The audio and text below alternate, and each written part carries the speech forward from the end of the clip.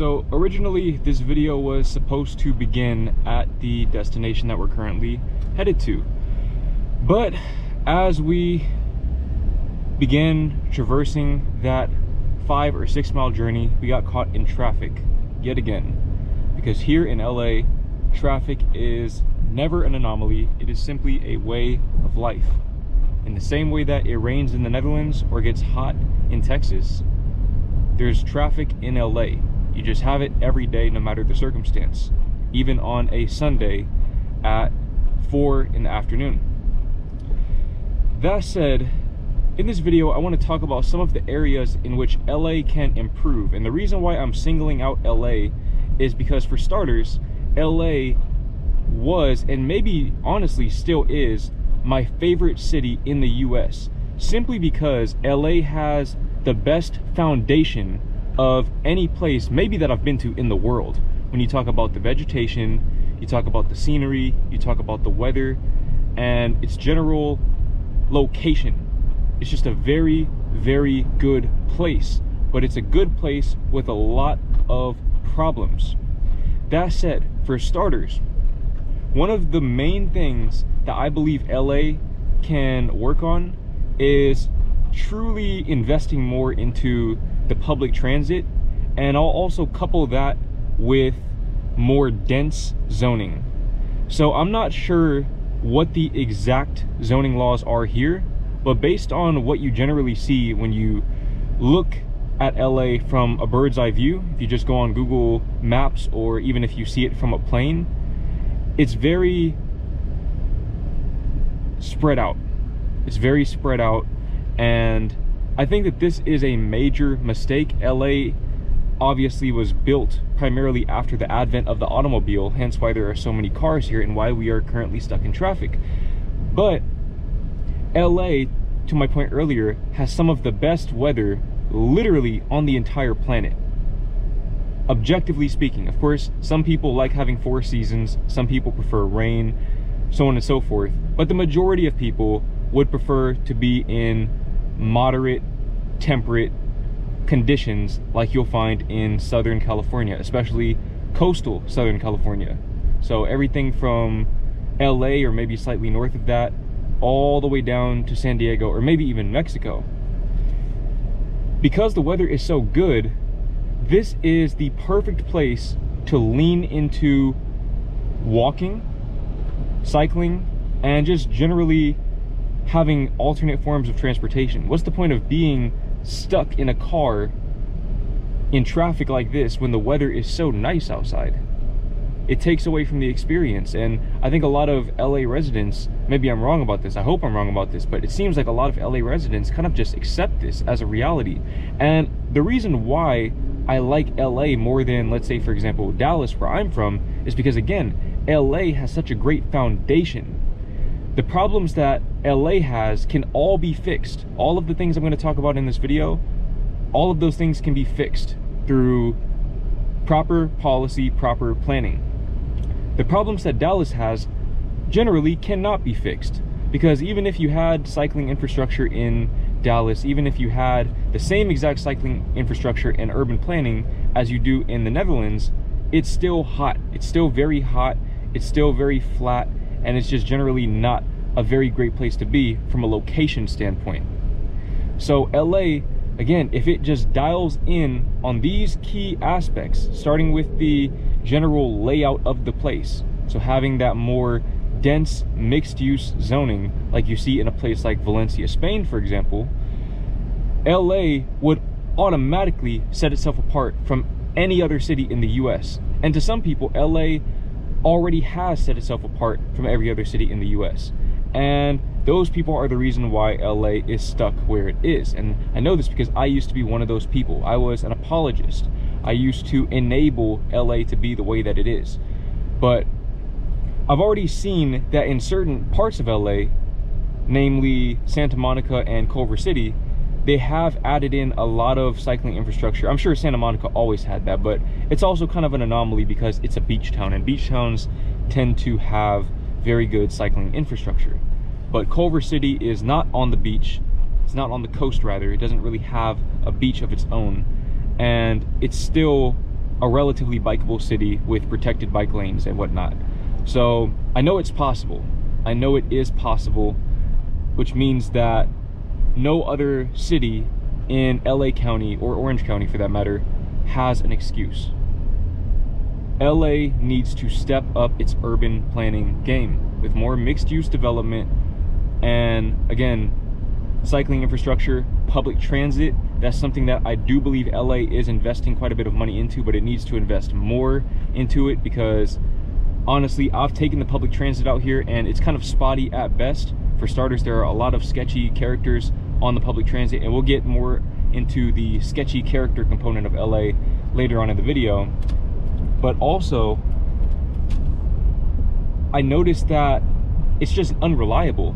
I mean, I remember one time and we finally broke out of that traffic. You could see there was no road construction, no accident, nothing. There's just traffic because there's so many people all trying to get to their location, and the best way to do that, the most efficient way to do that for most people is going to be by driving. But anyways, whenever I took the bus, I think back in 2020, either 2020 or 2021, I took the bus from wherever I was. I think I was in Santa Monica actually, to LAX, or at the very least I tried to. And when I got on the bus, I was very surprised to find that they suddenly, spontaneously decided to stop accepting the tap card. If you don't know what the tap card is, it's basically just this card that you use to get on the bus or the train. It's like a Metro card in other cities. They just suddenly decided they weren't going to accept it that day. And then I tried to pay with my credit card and they said, no, we only accept cash.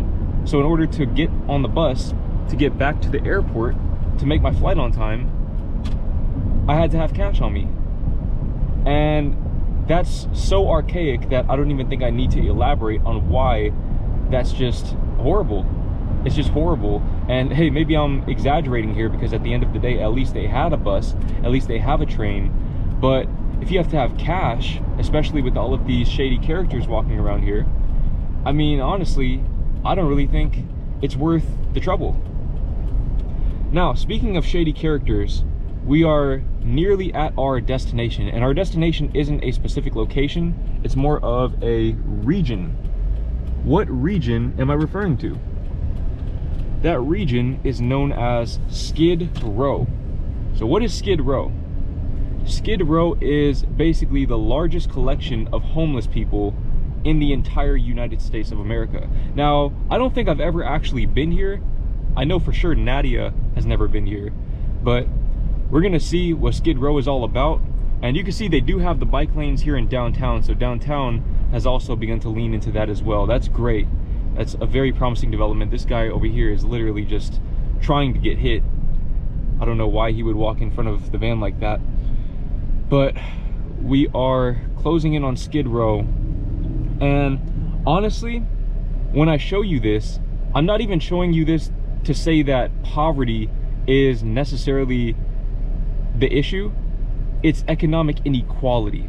So again, we're in Los Angeles. LA is literally probably the wealthiest city, or at least the wealthiest region, the LA region, in probably the wealthiest state in the wealthiest country. So this should be the pinnacle of wealth, if you think about it, just logically speaking. And yet what you're about to see is going to be much closer to third world conditions. In fact, I'm sure that there are people in third world countries who are living better than these people in Skid Row. Now, the infrastructure here, we'll get more into the infrastructure here in a second, but the infrastructure in this particular area is definitely first world. It's not as good as it could be, and I know this because I've seen places with much better infrastructure, especially in Europe. But what you're about to see, again, is so uncharacteristic of what you would expect from a place with this much wealth. So I don't exactly know where Skid Row starts and where it ends. I'm kind of just following the GPS right now, but we are closing in on Skid Row, and honestly, I won't say I'm nervous, but I am a bit uncomfortable. You can see there's a lot of trash on the corner over there. And then you have the barbed wire. That's never a good sign when you start seeing barbed wire on fences. A lot of trash on the ground, and it generally seems pretty desolate. A lot of places seem to be shut down, and I don't really blame them. But this is looking incredibly sketchy. Now, Skid Row actually isn't a very dangerous area. It's just very poor. And again, I know I keep saying this, but it literally just doesn't make sense that there are areas like this in the US. And look, I mean, there are no businesses over here that are open. You have a lot of art going on, murals and things like that, but I mean, there is nobody out here. You see somebody slumped over on the side right there. Don't want to record any particular person too much because, hey, that could be anybody. That could be me. If I make a few bad decisions, I could end up there as well. Especially because it seems like the US doesn't really care that much about people who are in these predicaments because, well, they're here. If they cared, they wouldn't be here. They would be in shelters or elsewhere. Personally, I don't think I ever saw anything like this in Europe. I have seen stuff like this in other parts of the US, albeit not to this extent.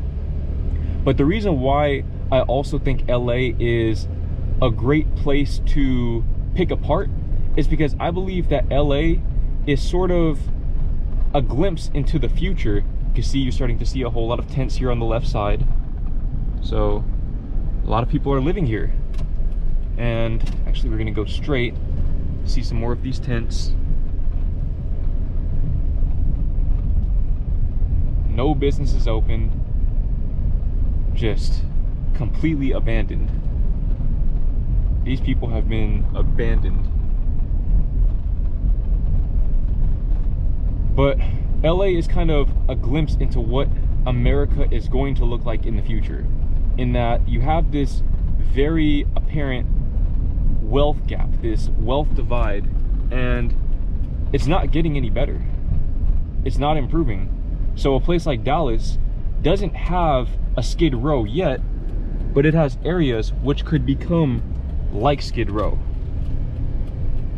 And honestly, in many ways, I think that LA is what Dallas is going to look like probably in around 50 or 60 years, except it won't have the palm trees and the other redeeming factors. It's going to be like this, but 100 degrees. Plus, with global warming, it'll probably be even worse by then.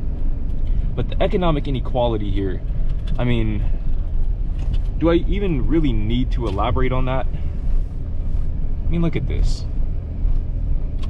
Go ahead and get out of this bus lane, but look at this.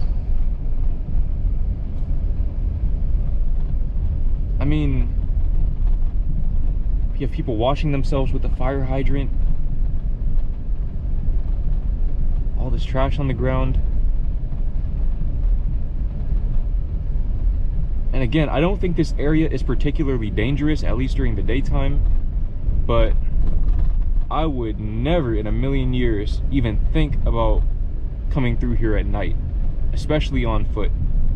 And again, I'm not trying to slight any of these people who are living in these conditions, because this could be anybody. All right, I've been humbled in life. I know that anybody can find themselves in unfortunate circumstances.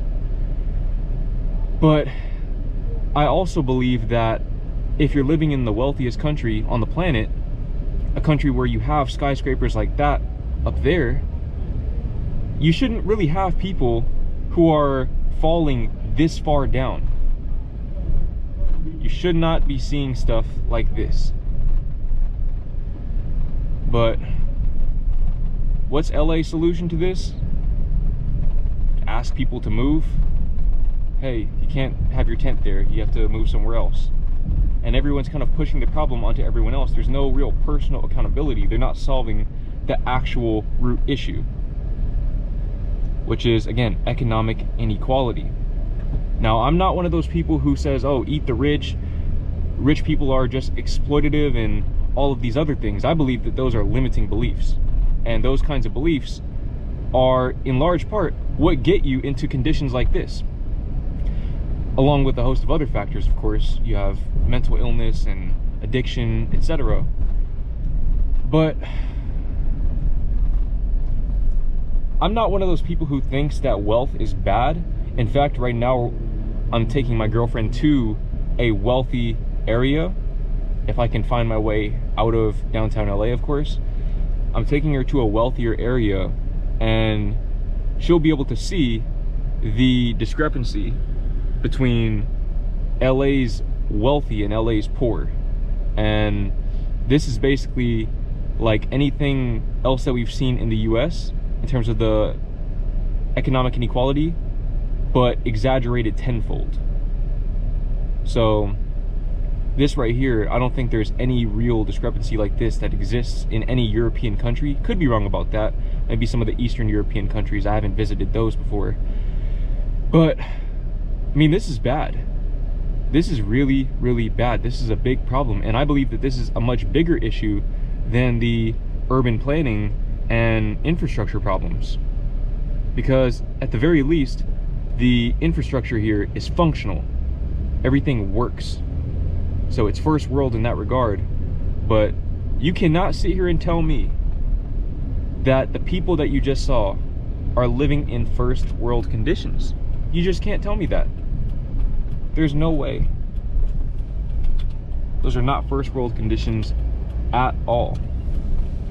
So America needs to do something about that. LA specifically needs to do something about that. But again, this is just a glimpse into the future of what a lot of American cities are going to look like as the years go on and as the wealth gap increases. So again, I'm not against wealth, but I think a lot of that wealth needs to be carefully and strategically reinvested into the community to ensure that people aren't living like that. Because, I mean, what's the point of being rich? Living in a high rise or something like that, maybe here in downtown, and then you go down into the garage, you get into your Ferrari, and then you start driving down the street and you see that. I don't know, personally, that doesn't sound appealing to me at all. So again, you can solve the issue by making them move their tents to make the rich people more comfortable, or you can actually solve the root issue. In other words, you can fix the cough, or you can fix the cold.